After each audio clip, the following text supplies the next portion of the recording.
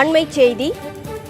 தொலைக்காட்சி தொடர்களில் நடித்து வந்த நடிகை சித்ரா தற்கொலை செய்து கொண்டதாக தகவல் வெளியாகியுள்ளது. விவரங்களை செய்தியாளர் நவீனிடம் கேட்கலாம். நவீன், அவர்கள் தற்கொலை செய்து கொண்டதாக எப்போது தெரிய வந்தது? என்ன காரணத்திற்காக தற்கொலை செய்து கொண்டார்?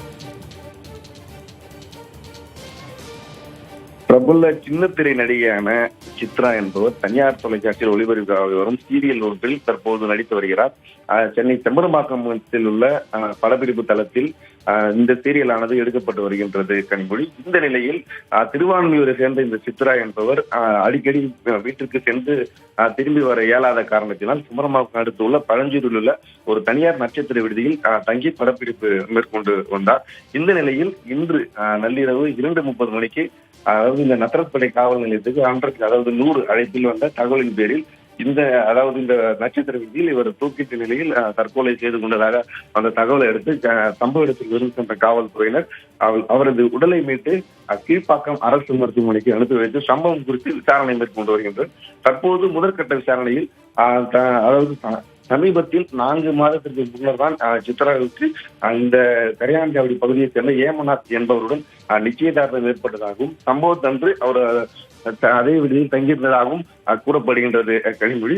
தொடர்ந்து சம்பவம் குறித்து நத்தரப்படை காவல்துறையினர் விசாரணை மேற்கொண்டு வருகின்றது கனிமொழி. ஹோட்டல் நிர்வாகம் தரப்புல சித்ரா ஏதேனும் மன உளைச்சலில் இருந்ததாக காணப்பட்டாரா? அந்த மாதிரியான தகவல்கள் எதுவும் சொல்லப்பட்டிருக்கிறதா? காவல்துறையின் அடுத்த நடவடிக்கை எப்படி இருக்கும்?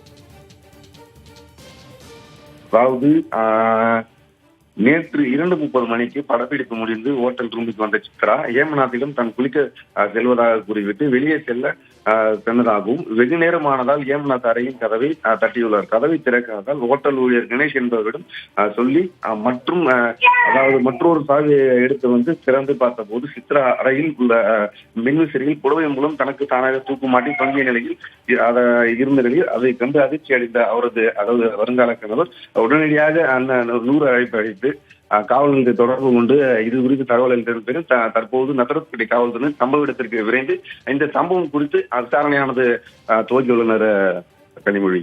விவரங்களுக்கு நன்றி நவீன்.